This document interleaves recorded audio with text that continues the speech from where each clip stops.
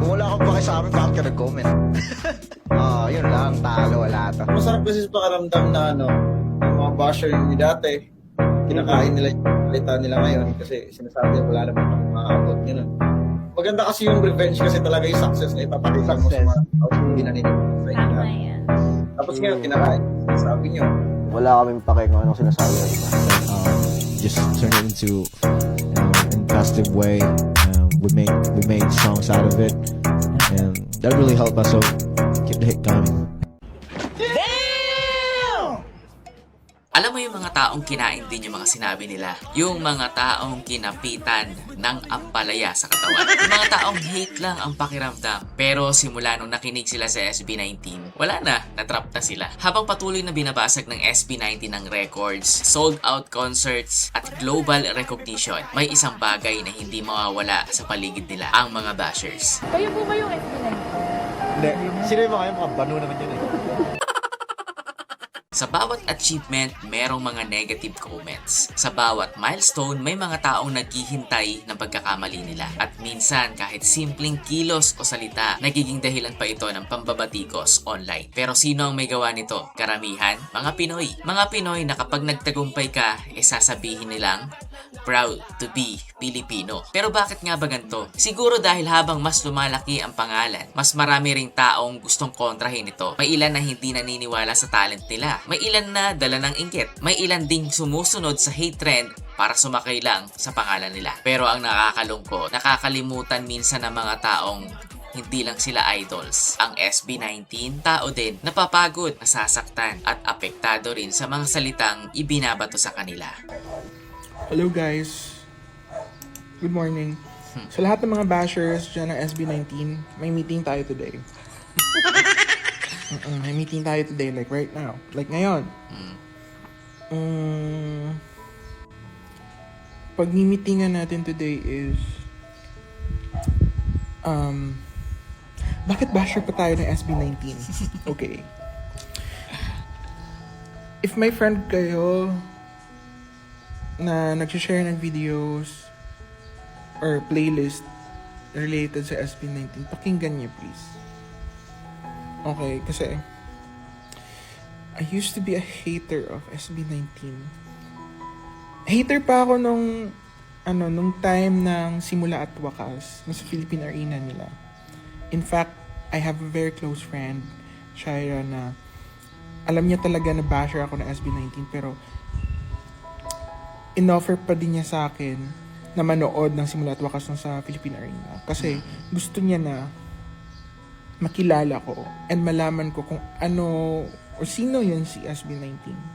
Sabi ko, ayoko manood ng mga K-pop wannabe, mga gaya-gaya. Sabi niya, okay. Hindi siya galit sa akin. Sabi niya, sige.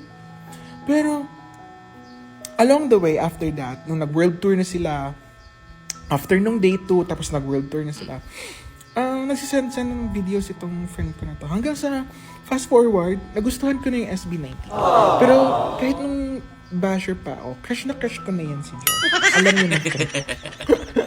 Siguro yung ginawa niya is parang paunti-unti siyang nagsasend ng mga cute videos ni Josh. Hanggang sa nagustuhan ko na rin yung SB19 as a whole. Okay. Fast forward, ito na ngayon. Last Saturday, umattend ako ng concert and wala akong magandang video, wala akong magandang fan cam sa kanila kasi tumatalon ako. Sumasayaw ako. Tapos alog na alog yung phone ko, shaky masyado yung mga video. So, wala lang. I just want to share na I am a Beyonce fan since matagal na.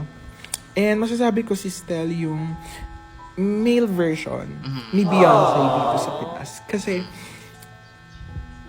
sumasayaw si Stel, yung todong sayaw, but at the same time kumakanta siya, na nag-a-adlib siya. Tapos ang taas-taas ng boses niya. Like, paano niya yun ginawa? Like, ilan ba yung lungs niya? Gaano ba kataas yung hangin niya? Like, the best si Stel. All throughout the concert, pinapakinggan ko lang siya. Yung boses niya talaga.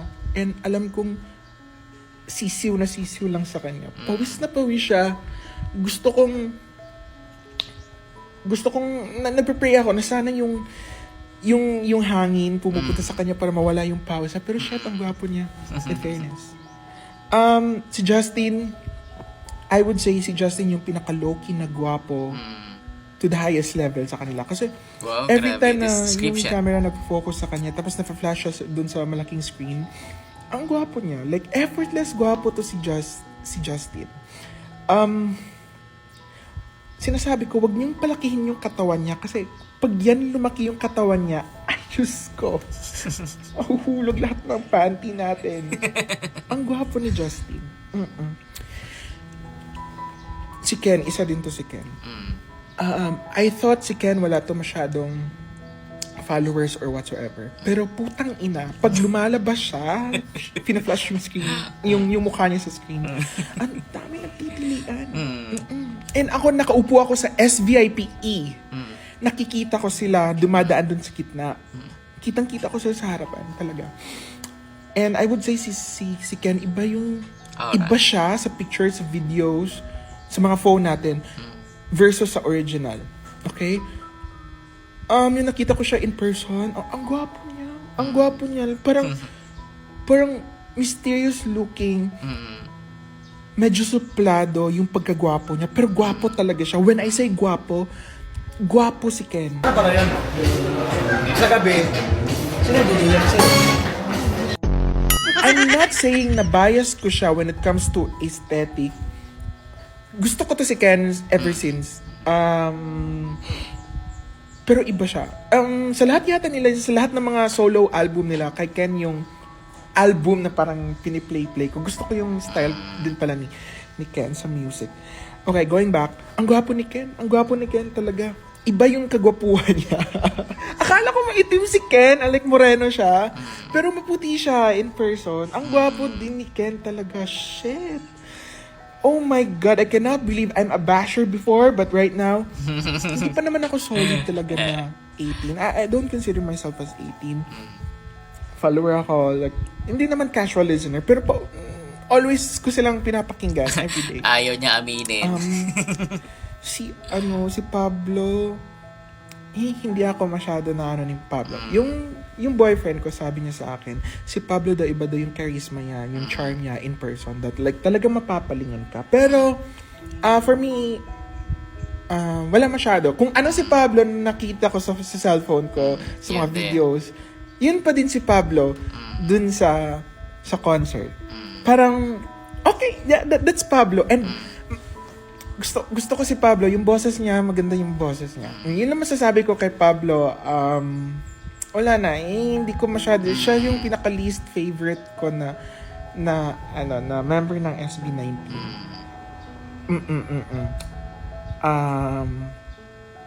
Si Josh. Si Josh, ganito ka-close. Ganito na ka-close. As in, pumunta kasi siya dun sa may barricade, tapos parang tumayo siya, tapos nakipag-shake hands siya sa mga fans. Ako naman na nandun. As in, iniwan ko, kasama ko yung boyfriend ko, iniwan ko siya. Kasi gusto ko po lumapit pa doon. Okay. Sobrang starstruck ako, na-shock ako sa mga pangyayari. Hindi ko na siya na-shake hands. Kasi shock na ako. But I know na nagka-eye to eye contact kami ni Josh. Lord, ang gwapo ni Josh. Putang ina na. Ang gwapo niya. Ang gwapo niya, guys. Alam kong nagka-eye to eye contact kami. Hindi ito delusion or whatsoever. This is not an imagination, ha? Nagka-eye to eye contact kami. Ang gwapo niya talaga. Pagkabalik ko sa upuan ko, parang nanghihina ako. Tapos yung boyfriend ko, sabi niya, ako ang nagbayad ng ticket para makita ng boyfriend ko. Yung crush niyang si Josh. Feeling ko disappointed yung boyfriend ko sa akin. Pero talagang, mas starstruck ka ni Josh. And may nabasa ko online, madami dito tong asawa si Josh. I'm so sorry, guys. Hahantingin ko isa-isa. No. Ako dapat ang endgame ni Josh. Josh, I think ang reason kung ba't hiwalayan ko yung boyfriend ko, if ever liligawan ako ni Josh, ipapromise ko kay Josh na bibigyan ko siya ng 4 or 5 cute na mga supling. I will make sure na pagkaanak ko sa mga batang yun, blonde na yung hair nila. Kagaya ng daddy nila. Yeah. Oh my God. Yeah, si Stel, gwapo si Stel. Si Justin, gwapo niya. Sa malaking screen, gwapo niya talaga.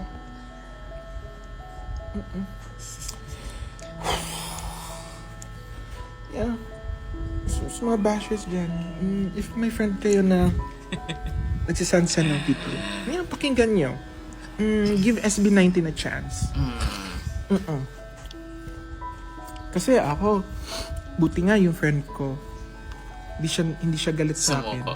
Hindi din siya sumuko, no? Pasensyosa siya. Share lang siya ng video ng SB19. Ako naman, after that, lumalabas na yung SB19 videos sa FYP ko sa TikTok. So, gusto ko sila. And gusto ko din si Pablo, of course. Yung mapa na song, auto-skip yun sa akin kasi umiiyak ako sa song na yun pag nagpe-play. I don't know. There's something about that song na parang it makes my eye teary. So, yeah, yun lang. I hope maka-recover ako. Balik ko na yung energy ko. Work na ako tonight. And, feeling ko nasa concert pa din ako talaga. Oh my God, I love SB19. And I love all of the fans. I love you guys. Ano meaning ng SB19? Ng SB sa 19, Starbucks 19. Tunay. Sigbin 19. The number 1 basher is De Josh talaga. What I particularly like about this music video is how they dealt with the problem. So the problem would be the bashers, the haters, the industry, and the systems that are trying, as I've said, to destroy what they're trying to put together. And they dealt with it in the most Filipino way, with a lot of humor, with the help of the entire community, and they sprinkled it with playful taunting or playful teasing, asartalo in other words in the Philippines. Their music, so asartalo means you just keep on doing whatever that thing that irritates your haters and other people, you keep on doing it because it's pissing your the other party. And SB19 is almost always criticized, at least their music is criticized for being loud or for being noisy, and they made noise in this music. So I felt it was like their way of saying, yeah, you hate it, then we'll keep on doing it. And even the dance routine was very much in your Dungka is a brilliant one-liner. As I've said, it's like a mic drop to those, a statement against those who wish for their downfall, who belittle them and their achievements. It feels like SB19 saying the more you hate, the louder SB19 will get and the tighter their community will become. So I don't think it's complicated, but it is a very, very powerful statement. And this is SB19 very much in the face of those that are trying to take them down. Very strong and very, very unbothered. SB19, you really can, but I guarantee anyone out there that has any kind of ill will or any kind of opinion that might be slightly negative on SB19, just go see them live. That's all I'm going to say. Just go see them live. I honestly, and I mean this with all due respect, go see them live and then tell me you don't see talent and passion and drive and force. Tell me that. I want someone out there to genuinely look me in the eye after Yun naman going to an talaga ito SB19 show and telling me that they didn't enjoy it or that they don't see the value in them. I'm challenging you all who watch this going, I guess go see them. Go see them live. You can't deny that they are incredibly talented and they're incredibly needed in the industry. There's a reason why they're in the position that they're in. they speak to people, they hear people, they speak for people. I don't know how to explain it. I feel like this whole video is me not explaining myself very well, but there's a reason why people relate to them so much. There's a reason why people push for them so much. And even at that, in my opinion, they still don't get the love they deserve. Like, I feel like on the global scale of things, they're definitely have not been seen in the light that we know them to be in yet. It's coming. I know it's coming and it's getting there, but there's a lot more to come in their journey. And yeah, that's just one of the reasons why I love them so much. But okay. Hip Hop of the Year! Banat naman Otto pag pinagtawanan ng basher. May hindi hip hop dito. Hindi ko. Geng-geng lang. Halaka. Mabalik ka pala sa usapang SB19. Unang-una, hindi ako pa ng SB19.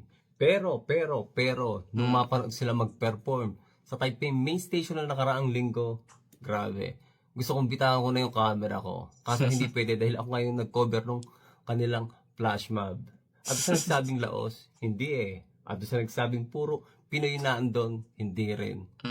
Dahil kitang-kita ang dalawang mata ko. Grabe, ang dami na nag... paano pa kaya kung inanong sila na may flash mob sila? Kaso hindi nga inanong kasi nga flash mob. Makakaalam lang nga yung talagang mga solid fan. Yung iba nga doon, nakausap ko, galing Pinas pa para naman ng flash mob nung concert nila dito sa Taiwan. At yung mga basher, hindi ba kayo proud doon na nakikilala yung sariling artist natin? Basta ako support local artist, support OPM. So, ayun lang. Love you. Peace yo. Huwag mag-alala, ipikit ang iyong mata na. Alright, siya yung nag-ano sa Taiwan. Isa siya dun sa nag-cover. Very nice.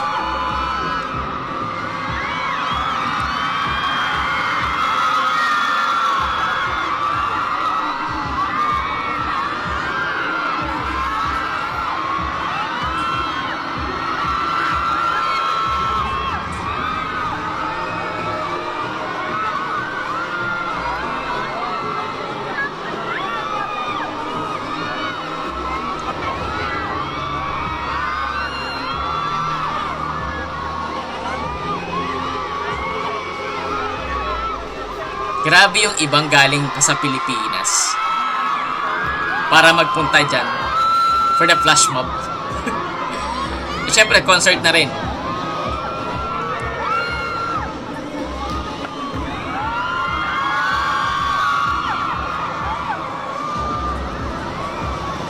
SB19 Pablo.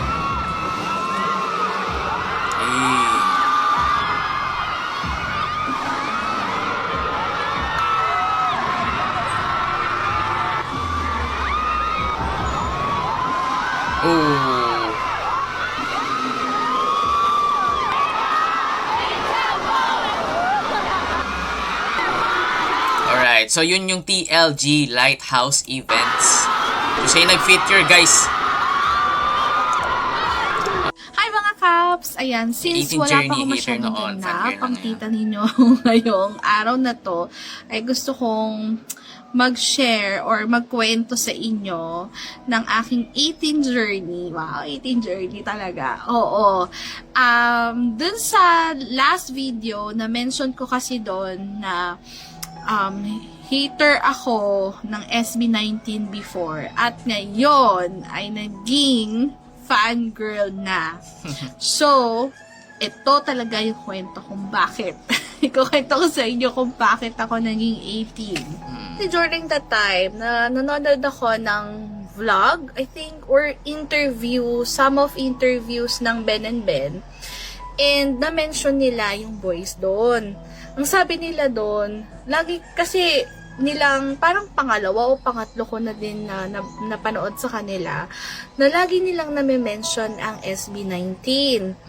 So, doon ako na-curious, sino ba itong SB19 na to? Kasi parang, lagi nila name-mention na magaling, tapos mahuhusay, very professional, and mababait.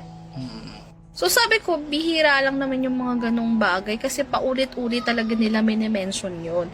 So sabi ko, okay, hindi pwedeng hindi ko ito hindi ko pwede tong I-discover. hindi i-search or hindi i-stalk. So, in-stalk ko talaga sila. So, ito na nga, sabi nga nila, yung SB19, napakahusay ng mga yan.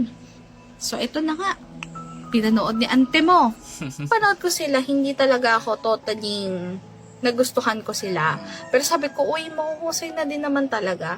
Pero nag-caught ang attention ko. Alam niyo kung kanino? Kay Pinuno. Okay, Actually, nag-caught yung attention ko kay Pinuno at nasabi kong, sino ba to? Siya pa yung leader ng SB19? Aba, hindi ako nakapaniwalang siya kasi ang akala ko si Stel at saka si Josh yung leader nila. Kasi yung dalawa yung most to talkative, be parang honest, hindi ganun. ko talaga nagustuhan si Pablo. That time, among them, hindi ko talaga gusto si Pablo. Pero wait, there's more. Syempre, na-curious ang lola mo. So, sinesearch niya ulit. Aba, hindi na tinatanan ng pagsasearch. Hanggang sa, eto, meron akong napanood na isang video na hindi ko makakalimutan. Alam niyo ba kung anong video na yon? Nag-perform kasi ang SB19 during 2021, I think. If hindi ko masyado na kasing na specific kung anong year yon. Pero nag-perform sila for Korean round festival, ganon. And, ang akala ko pa noon, nag-perform sila sa Korea. Pero, mind you guys, hindi sila nag-perform sa Korea, kundi dito mismo sa Philippines.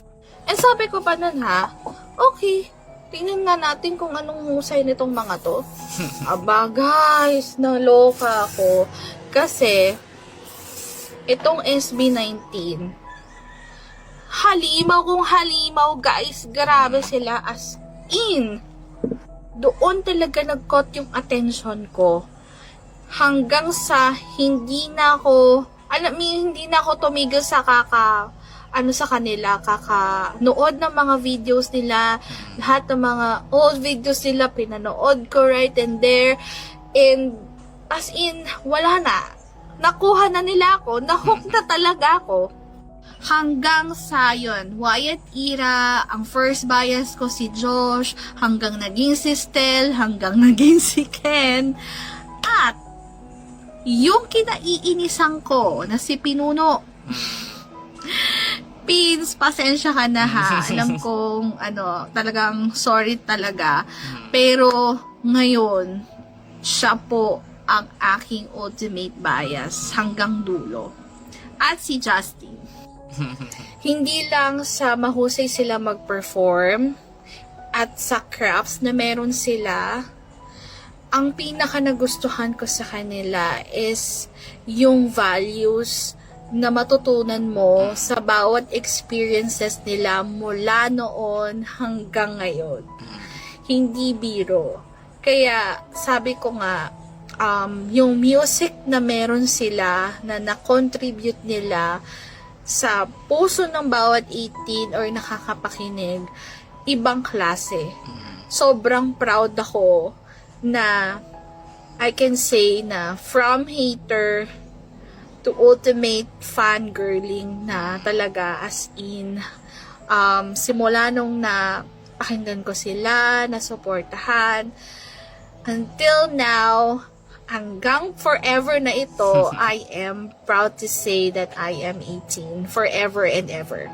So ayun yung kwentong 18 journey ko, and hindi siya madali talaga na, sobrang na-amaze din ako na na-convince talaga through their music, through their crafts, and through their values, na from hater to fangirl na katulad ko, hindi talaga imposibleng mangyari yon. Basta nasa tamang group ka, na sinusuportahan, nasa mga tamang tao ka ng yung community, which is 18, na talagang todo suporta sa bawat isa. Yung pagmamahal nila talagang sobra-sobra. And, ayun, I'm so happy na naging 18 ako. Kaya, guys, ano yung 18 journey kwento ninyo dyan? Share nyo naman! I really want to see you perform live. As in, talagang grabe. Napabilib niyo ako ng gusto. As in, super highest level ang pagkabilib ko sa inyo. SB19. As in, Pablo, Stel, Josh, Ken, Justin, ang galing-galing nyo, sobra. So, parang parang sinopla nyo ako. Ganyan ang tingin mo sa amin. Parang ganun, parang di ka bilib sa amin. Kaya yung nakita ko sa inyo, grabe, para ako pinagsasampal ng maraming beses. Dahil nga, sobra-sobra ang pagkabilib ko sa inyo. So, napagtanto ko, at sana, ito rin, makuha nyo ring aral. Don't judge the book by its cover. Kumbaga, wag po tayong manghusga agad o manlait, kanyan. Get to know them first, and then saka natin sabihin, may K nga ba sila? May karapatan nga ba? And SB19, saludo ako sa inyo, may karapatan kayo, super duper. As in, good luck sa world tour nyo na simula hanggang wakas na. I'm sorry, hindi ko matandaan. Pero kumbaga, yun nga, alam kong magiging very successful itong world tour nyo, and I'm looking forward na mapanood ko kayo in one of your concerts. Sana mamit ko ka rin kayo in person. I really love to see you in person and get to know you more. Ayan, palakpakan po tayo para sa Yan, sagutin natin tong tanong na to habang naka-lunch break tayo sa trabaho. Paano ko daw nakilala or paano ako kami naging fan ng SB19? So para sa mga hindi pa nakanood ng previous videos ko, kwento ko ulit. So last year yata yun, kung hindi ako nagkakamali, nagkaroon sila ng concert sa SM Clark, sa SMX. Tapos ang daming tao noon, ang daming mga nag-aabang sa labas, mga naka-get up pa. And then kami ni Mrs. na para nag-grocery. So sabi ko, ano ba mga parang tanga tong parang mga weirdo. Parang di na lang nila ipunin yung ipangnonood nila, ibili ng mas mahalagang bagay kaysa ipanood dito sa parang mga ewan na to. So, parang ganun yung sinabi ko. So madaling salita, fast forward sa 2023, kinain ko lahat ng sinabi ko. Although nakilala ko sila ng mapa, alam ko lang na sila kumanta, pero hindi ko talaga parang sinasadya pa na panoorin yung mapa. So usually nakikinig lang ako o nakikita ko sa TikTok yung mga nagko-content. And then 2023, sumabog ang Gento, tapos naging interesado si Mrs. and hanggang dumating pa ulit yung I Want You. So talagang combo yung Gento and I Want You kay Mrs. And then lahat na ng tao sa bahay, parang umaga hanggang gabi puro SB19 yung pinapatugtog, SB19 yung pinapanood, may mga vlog pa, parang show break yata yung tawag doon, di ko po alam, show break nga yata. Hanggang sa parang nakiki-drive na rin ako, pero nagde-deny. Parang dinedeny ko na wala siya magawa. Pero nakiki-drive na ako na. Kikinad na ako gano'n. And then sinurpress ako nga si Mrs. ng SB19 concert. Pumunta kami doon. Philippine Arena kaya yan. Pumunta ako doon. Sinamahan ko si Mrs. No. Pumunta ako doon bilang supportive husband. And umuwi ako bilang isang dati 18. Tapos yung concert, di ko na namalayan na nung una parang di pa ako masyadong nag-enjoy. Hanggang sa parang nagugulo na, nakikikanta na ako, nakikisayaw na ako, hanggang nagja-jive na kami ni Mrs. sa mga kantahan ng SB19. So, yun, from basher basically, na naging daddy 18. So, parang ganun yung story. Ito pa sila nakilala, doon ako nagsimula na naging supporter nila. SB19, I'll be honest, Mahalima, I was converted from a basher to a fan real quick. Wow! Basher! Dati, hindi ko gets ang hype sa inyo, SB19. Pero ang hirap nyo palang hindi mahalin kapag nakita mo na ang talent at determinasyon nyo. Dadagdagan pa ng kulitan nyo at pagiging humble nyo. Your stories as an individual and as a group are truly inspiring. Nakain ko lahat ng sinabi ko noon at ngayon. I can say na full-time 18 na ako simula ng pagtatag era. Proud of you, Pablo, Josel, Ken, and Justin. Keep soaring. P.S. Sana makapunta ako sa homecoming concert nyo sa April 18. Sana dumating na rin yung LSD Dust at Warranty Shopping Bag. PPS, Xiaomi Redmi Note 10 Pro user here. Baka ito na ang sign for a phone upgrade. Hey, let's go! Invest with their vision, support their goal, offer assistance when possible.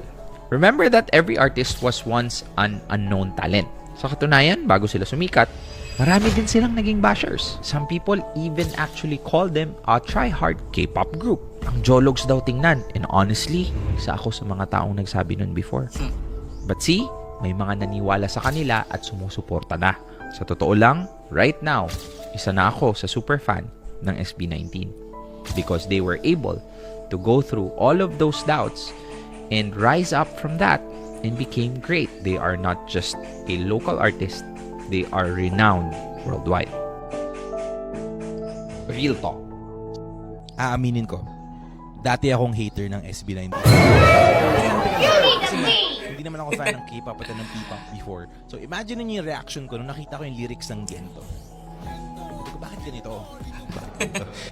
Later on ko lang nalaman na okay kasi it's a thing in K-pop na you know, you prioritize the vibe, tapos maglalagay ka na lang ng random English phrase kahit walang sense kasi kailangan may kakantahin yung English audience mo.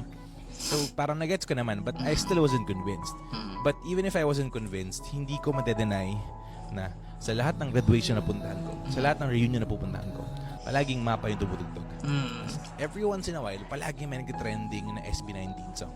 And when I started being on radio, palaging may sikat, palaging may magre-request ng SB19 song. And I was really won over by their most recent song, yung Visa. Kasi doon ko na-realize na, wow, you know, they're actually trying to make music that's dancey and also really impactful. It speaks to a very distinct Filipino experience. Parang sabi ko, wow, you know, that really earned my respect. And more than everything else naman, or besides everything else, hindi natin ma-deny yung katotohanan na sila na yung standard on what it means to be a successful P-pop group. They have set the stage, and that's why all of these new P-pop groups are coming out, because they prove that it is possible.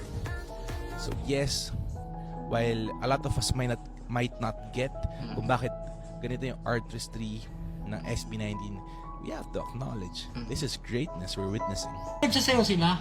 Tapos pinagkakaguluhan sila. Magpa-perform sila doon, pinagkakaguluhan sila. Pinapas ko sila noon. Pero nung nakatingin ka sa amin, nahangang ako.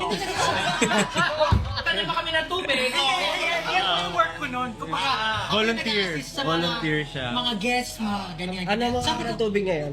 Pucha, bakit ito? Oo, ako eh. Mapangit naman pinagkakaguluhan. Pero lang naman. Pero sabi ko, bakit siya pinagkakaguluhan? Ang gusto ko rin mag-perform na gano'n. Siguro, parang nagkaroon din ng Na-inspire ka sa support amin. Kahit pa paano, na-inspire ako. Kasi subukan ko nga. Pero hindi naman agad-agad yun kasi nag-work pa ako. Inuna pa yung pangani. Ang baduy nitong SB19, mga trying hard. Aminin natin, karamihan, ganun tayo yung unang naisip natin. Pero ngayon, sumasama na tayo. Ito na natin pumila doon sa mahabang pila kay Ken o kaya kay Josh. Tapos konti na lang mapapasayaw na rin ng Gento, di ba? Nakakapagtaka nga ngayon kami mga friends ko. Normally nagsisend tayo. Mga gwapong from TikTok, ibang lahi, ibang bansa, or K-pop, or what. Ngayon, mga members na ng SB19 yung mga pinagsisend naming link, mga pinagsisend naming picture. Ang laking tulong nga nito yun, nung tawag sa fandom nila. Atin ba yun? Like, talagang sila yung nagpa-hype din. Mga clips and videos na nilalagay nila sa TikTok. Na ngayon marami kaming na-appreciate na yung talento, yung galing, yung mindset, yung standard ng SB19. And ayun yung kinakabilib ko ngayon sa kanila na dati akong hater ko, no. Ngayon nakita ko, ang daming nagsimula, ang daming sumubok, pero sila yung tatapos ng usapan dito sa P-pop na to. At guess what? Nag-uumpisa pa lang sila. Nagtataka nga rin ako dito sa tatay ko. OFW siya, and hindi naman siya updated eh. Normally naman, diba, mga parents natin, hindi updated. Tapos ngayon, nagre-request siya magsayaw daw ng Gento, yung mga pamangkin. Hindi naman updated sa mga ganong bagay. Nagre-request pa, di ba? Katawa, na-appreciate ko sila. Ang galing nila, lalo yung mindset, yung vision nila para sa P-pop at para sa grupo nila. Talagang sure ako, maaangat nila yung bandila ng Pilipinas pagdating sa musika. I realization from a CEO na low-key basher na pinaiyak ng SB19 sa concert finale. Yak ka pala, madam eh.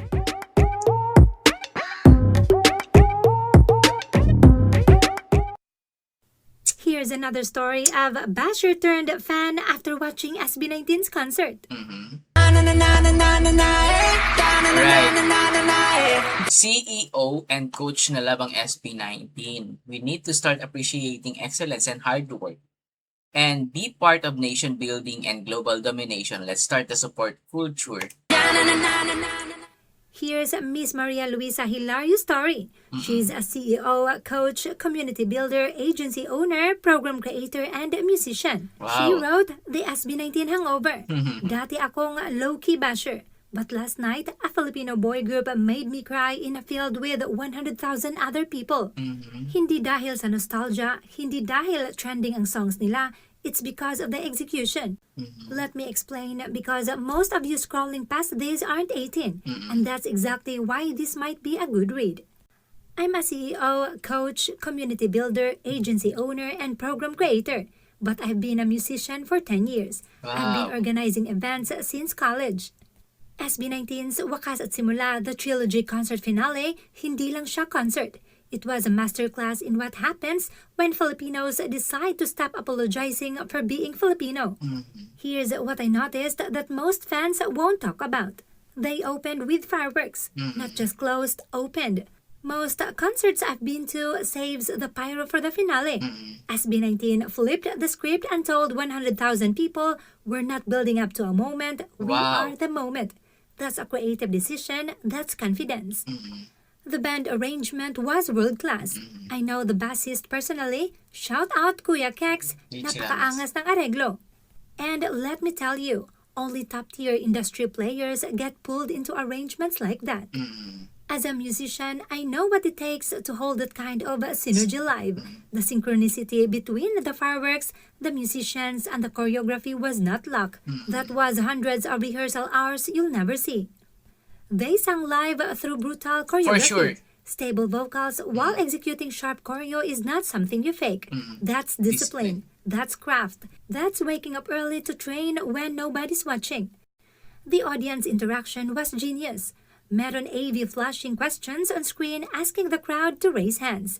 In a sea of 100,000 people, they made you feel seen. That's not an accident, that's a team that studied parasocial psychology and built for connection. Now let me put on my event organizer hat.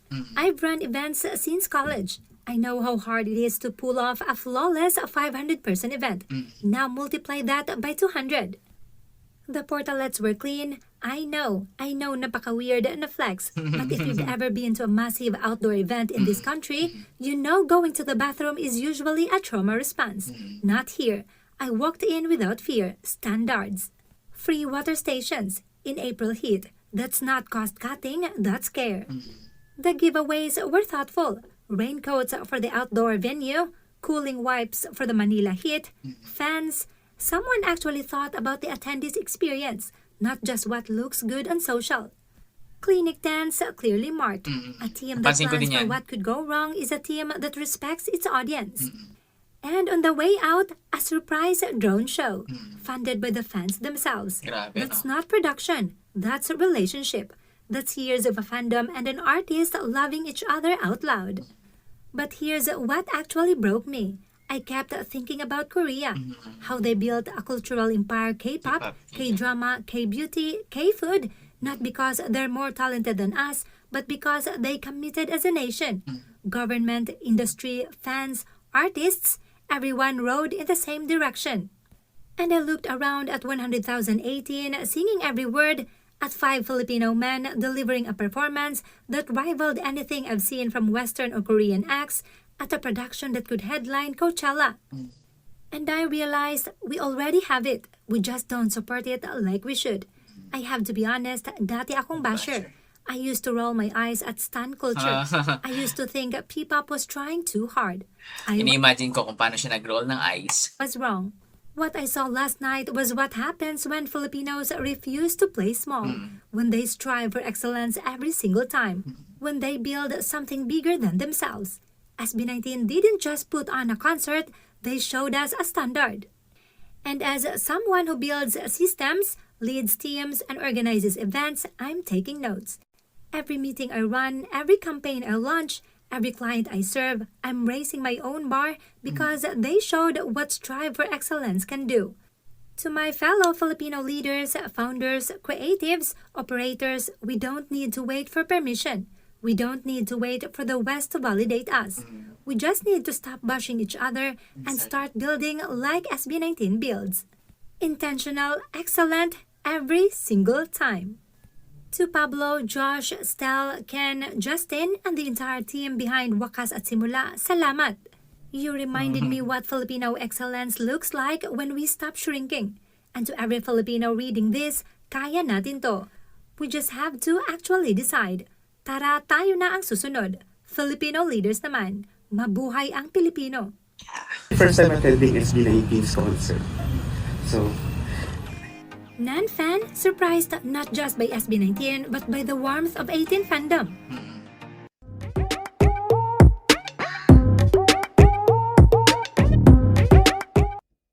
We've seen a lot of Nan fans, casuals, and even bashers get amazed upon seeing SB19 perform live. But to be amazed by the fans, by 18 as well, is another story. Here's a Nan fan who attended the concert alone but left the venue with a newfound family and is now a certified 18. From John Patrick Tan, admittedly, I'm not in any way a fan of SB19 noon. I asked several people, fans of SB19, why? I doubted the group at first, until they told me you have to watch them to know. Experience them live so that you'd know why. Then, fortunately, my brother told me that his friend is giving away her extra gold standing ticket and told me if I wanted to watch SB19. I was hesitant since I'll be going in alone, but I accepted it. And it will be my first time watching them, not knowing what to expect and knowing a thought na I have to experience them live to know what SB19 can offer. I'm amazed by how 18 supported the group. Grabe ang lala. Nagulat ako sa support ng 18. Seeing people from all genders, from all generations, from all walks of life. Lahat sumusuporta. Mas lalo akong na-excite at na-amaze how this group can actually turn strangers to a community and how they can unite people in one instance. I was watching the show alone at first, pero yung friend na nagbigay ng ticket sa akin was there also to watch alone. And we joined together and I never felt na na-left out ako. Grabe ang 18. They welcomed me with so much love. Never have I felt na iba ako sa kanila. Never. I'm super amazed sa dami ng tao. Plus pa, the different items na binigay sa akin ng iba't ibang tao. The freebies. A teenage girl gave me a photo card. Kuya, souvenir oh. Handing out a photo card which she made herself. Wow. Pasensya na, ito lang ang nakayanan ko. A guy gave me a blind pack, cup, souvenir, surprise kung anong meron dyan. Wow. I thought, ano yung cups? Yun pala yung terms of endearment ng mga 18. Now I know, I felt welcome sa community. And a mother in her late 50s gave me a flower na umiilaw. Nakita niya kasi akong mag-isa, nakatayo sa sulok, stunned by the number of people walking. Anak, bigay ko to sa'yo. Gamitin mo to mamaya pag yung wakas na yung piniperform. May instructions pa kung paano at saan at kailan gagamitin. Iba pa yung may pa-free croissant at water na na-sponsoran ng 18 daw. Super amazed ako, and that's when I got my answers. Totoo nga, mahalimaw ang SB19, sobrang lala. Kinikilabutan ako hanggang ngayon. And then I know how SB19 helped people get through each day through their talents, music, and artistry. Now I can say I'm a fan. I can fully say I'm a Caps and an 18. I'm keeping this concert ticket and a piece of the confetti as a newbie Caps to serve as a reminder that sometime when you initially doubted someone, you have to find answers to know that you doubted them wrong. And that you have to accept that sometimes your instinct and your thoughts about someone may sometimes be wrong until you experience or get to know them. To 18, thank you for your generosity of sharing a piece of Wakas at Simula. Through this confetti, a memorabilia of my firsts with SB19. First concert of SB19 na napanood ko, first time watching a big concert in an open field, first time watching a concert alone, And first time to be left amazed by how supporters turned family can unite at once and create a community with inclusivity and equality. Pero sa kabila ng lahat, hindi sila tumigil. Sa halip na patulan ang hate, mas pinili nilang pagbutihin ang music nila. Mas pinili nilang magtrabaho ng tahimik. At mas pinili nilang patunayan ang kanilang mga sarili sa pamamagitan ng pag-perform, paggawa ng kanta, at ang kanilang hindi matawaran na dedikasyon. At siguro, iyon ang pinakamalakas nilang sagot sa mga bashers. Hindi pakikipag-away, kundi pagpapatuloy. Dahil sa dulo, nawawala rin naman ang mga bashers. Pero ang iniwang musika ng SB19 sa mga tao, mananatili. At habang patuloy silang umaakyat sa mga malalaking stage, mas lalo lang nilang napatunayan na hindi kayang pigilan ng negativity ang mga taong may tunay na pangarap. Maaaring maraming bumatikos sa kanila noon at marami pa rin nagdududa hanggang ngayon. Pero isang bagay ang hindi nila mababago. Ang impact ng SB19 sa music industry at sa mga buhay ng mga taong na-inspira nila. Because sometimes, real success isn't about proving everyone wrong. Ito ay tungkol sa pagpapatuloy kahit maraming gusto kang bumagsak.